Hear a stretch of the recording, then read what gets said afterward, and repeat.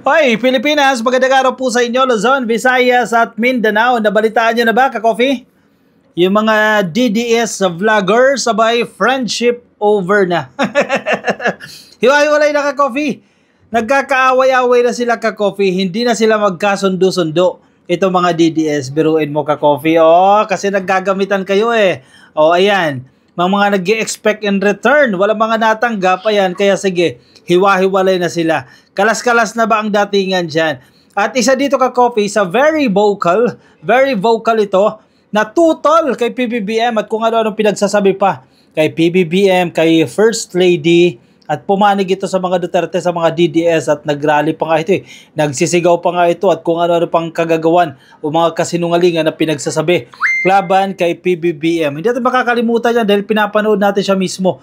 Kasama sila Maharlika, sila Sasaya, nag-uusap-usap sila at ibinabagsak nila si PBBM at ang gobyerno. Pero ngayon, ito cambio, ka-coffee ha. Nagsorry kay PBBM si Pebbles Talaquera. Ayan, kilala niyo yan, ka-coffee?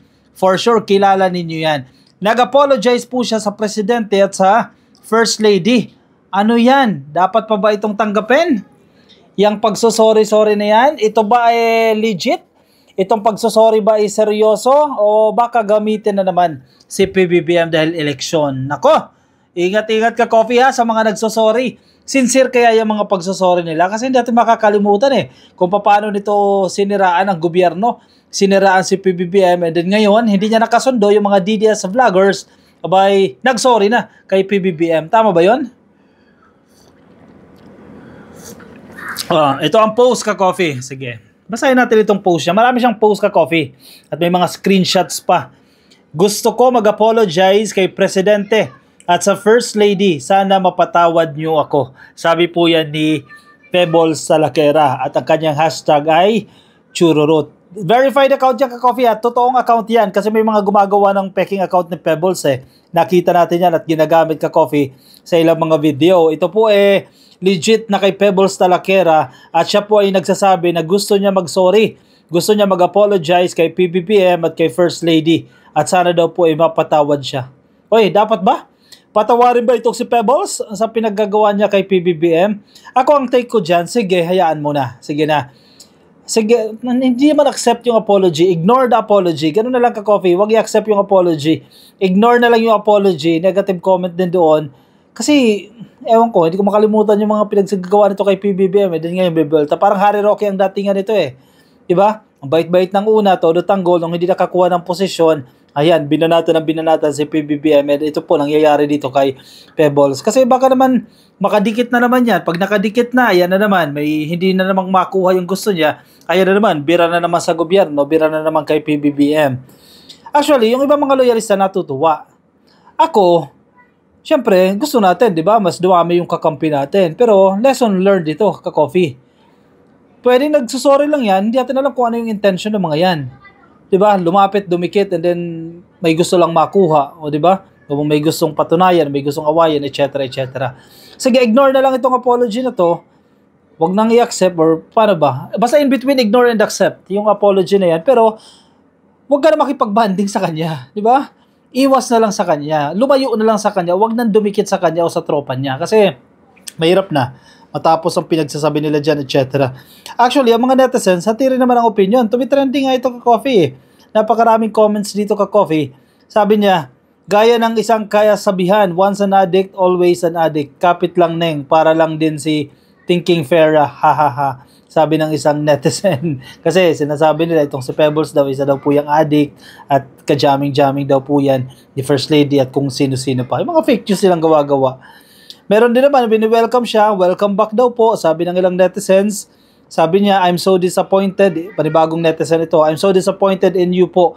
Unfollow na po kita. Sabi ng isang OFW. Na feeling ko, solid DDS yan eh. Kasi binabanata na nito ni Pebbles sa mga DDS. Alam mo kung bakit, ka-coffee? Yung pag-withdraw ng Kingdom of Jesus Christ sa mga maisog rally. Diyan naman nagsimula yan eh. Diyan nagugat yan. Kasi sinusundan din natin ito si Pebbles, binabantayan din natin yan, binomonitor natin yan. Hindi niya nagustuhan na itong Kingdom of Jesus Christ ay nag-pull out dyan sa maisog rally. Kasi naging selfish daw ito. Yun pala, yung maisog rally para lang daw po sa sake ng Pastor Apollo Kibuloy, hindi pala pastor, ni Kibuloy ka-coffee. And then, ngayon na nabilanggo na si Kibuloy, ngayon na hawak na siya ng authority, magpo-pull out na sila sa Maisog Rally. Hindi na sila sasama. Hindi mas lalong wala na pupunta sa mga rally nila, sa Maisog Rally na yan. Doon na yung Maisog Rally na yan. Diba? Yun ang kinakagalit ni Pebbles dyan. And then, binira siya ng binira ng Banateros, no? Hindi ko alam kung sino sinasabi niya kamukha daw ni Koke sa Banateros. Yan, minura-mura daw siya, etc. etc.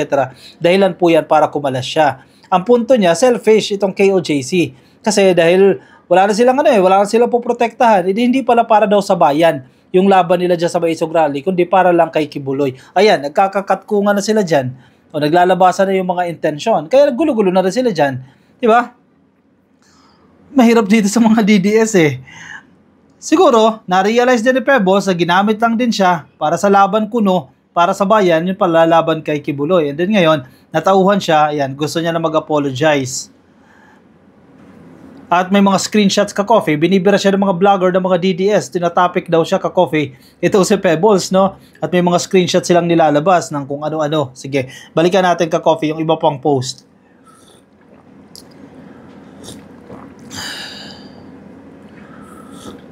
May mga nag-comment pa na natauhan na daw po ito. May nahukay ba sa post mo and it's being used against you? Sabi ng CC.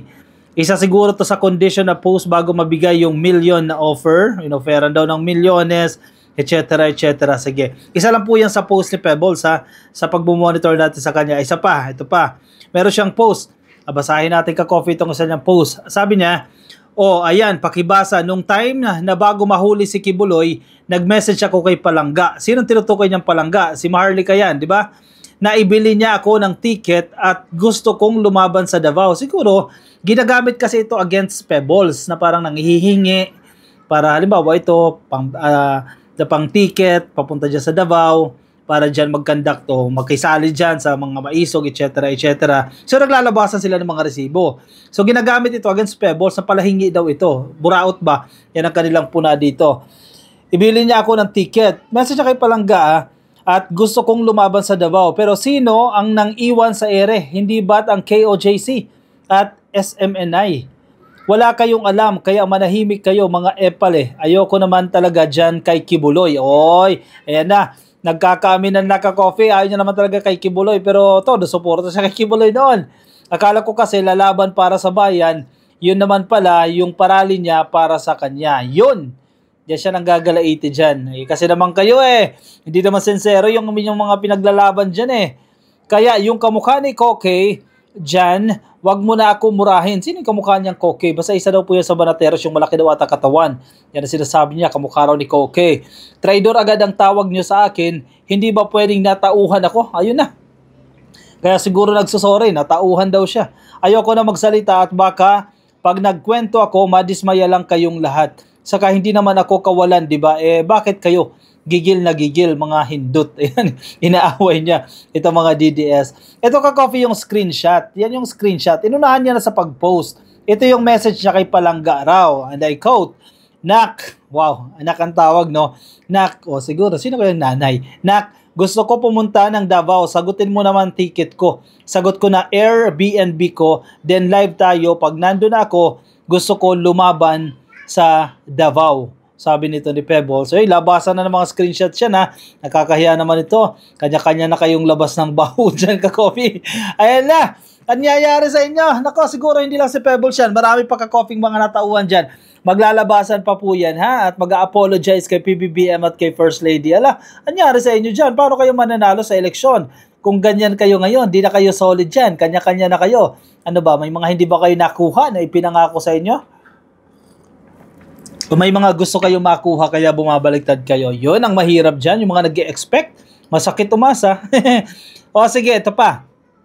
Mukhang puro ako ang content ng mga DDS vloggers ha. Sino ba yung mga DDS vloggers na yan? Hindi po ako galit pero sana walang balahuraan. Ayoko nang magpatumpik-tumpik pa. Magbabalik BBM na po ako. Oy! Nako po! Babalik na daw siya kay PBBM. Nako, manggagalaiti lalo itong mga DDS ka-coffee. Nawalan sila ng isang madaldal. Madaldal ba? Kahit pa paano, may bilang din ito si Pebbles sa mga DDS Isa ito sa mga sinusundan din ka-coffee. Fina-follow ng ilang mga netizens, no? So yung pagkalas niya dyan, natauhan na siya, kahit papano sa mga followers siya, may mahahatak din dyan. At posible na matauhan na rin at magbalik loob sa mga Marcoses. Hoy, nako, ang nangyayari sa inyo dyan. Doon sa mga nag-iisip na nakausap ko na sila BBM at Lisa, walang katotohanan yan. Hindi ko sila nakakausap. It is my decision na bumalik sa BBM. Ni hindi ko nga alam kung tatanggapin pa ako eh. Magalit kayo kung gusto nyo, choice nyo po yan. Kasi ang bintang sa kanya, babayaran daw siya, susuhulan daw siya ka-coffee, ayan, para magbalik loob sa mga Marcoses or particularly kay PBBM at kay First Lady Lisa. Hala. Sa mga OFW ko mga kapatid, darating ang time, maiintindihan nyo ako kasi maraming nagalit sa kanyang OFW. And last, kung gusto nyong manalo sa laban, ang siraan nyo, yung kalaban, wag yung kakampi nyo. And thank you to BBM Vloggers for welcoming me back. Ay, talaga ba? Ayan, winelcome daw siya ka-coffee ng mga BBM Vloggers. Hindi ko alam kung sino-sino yan ka-coffee, no? At dun sa mga DDS Vloggers na gusto ako talakan sa mga content nila, go lang. Tulong ko na po yan sa inyo para may content kayo. Pero gaya ng sabi ko, walang balahuraan. Yun ang mahirap dun eh. Kasi napapansin ko lang din yung ka-coffee, yung ilang mga DDS Vloggers, parang nawawala ng morals, ng right conduct. Grabe sila magmura, grabe. Hindi man natin sinasabi na hindi tama yan ka-coffee kasi kanya-kanya tayo ng definition, no? Kanya-kanya tayo ng standard. Pero sa akin, mukhang hindi siya acceptable sa sinusundan kong standards, no? At yan, tingnan mo, hindi rin nagugustuhan ng kapwa nila mga DDS. Sabi pa niya, kung makipaglaban ako, magfo-focus na lang ako sa pagtulong sa tao sa distrito ko. Ulitin ko po, hindi na ako susuporta sa laban ng mga Duterte. #chururut. Oy! Kumalas na talaga. Legit na. Kumalas na ang ilang mga DDS vloggers. Oy, nagbabalik bakod yan ka-coffee kay PBBM. Nangyari sa inyo. Sige. Nasa sa inyo yan ka-coffee kung i-welcome ninyo o hindi. Pero ako, lagi ko tong sinasabi, napanood ko ito kay PBBM ka-coffee sa isa niyang interview. Sabi niya, ang dami niyang natutunan noong 2016 elections. Yung dayaan na yan, ang dami niyang natutunan. Marami nagpanggap na kaibigan, pero yung down moments na, down times niya na ka-coffee, nilayuan siya. Kung baga, manggagamit lang. Nung panahon na bagsak sila, lugmok sila, unti lang ang natira. And makikita nyo ngayon kung sino yan. Yung close-in ni PBBM ngayon, yung core ni PBBM, yan yung hindi siya iniwanan during noong panahon na yan. Marami siyang natutunan. So, yung mga dating kaibigan, na kunyari kaibigan, ngayon lalapit, alam na nila yan. Alam na nila PBBM yan kung anong gagawin nila dyan kasi alam nila kung sino yung totoo at kung sino ang hindi. Pansinin mo, sabi mismo ni Harry Roque, trinay niya maging close kay PBBM during the election period ng ka-coffee, 2022. Sinubukan niya maging close. Nakapenetrate ba siya? Hindi siya basta nakadikit. Kasi alam ng core kung sino yung totoo at alam nila kung sino ang hindi. And lesson learned dyan ka-coffee from the 2016 elections. Maraming user ka-coffee, gagamitin ka lang kung ikaw ay may pakinabang pa. Kapag wala ka ng pakinabang, dispose ka na, tsugi ka na. And I think yan pa rin naman ngayon ang sinusundan ni PBBM. So ang tanong ngayon, kasi alam ko close ito si First Lady at saka si Chururut, si Pebbles. Before, close sila ka-coffee, no? Tatanggapin pa ba siya ngayon?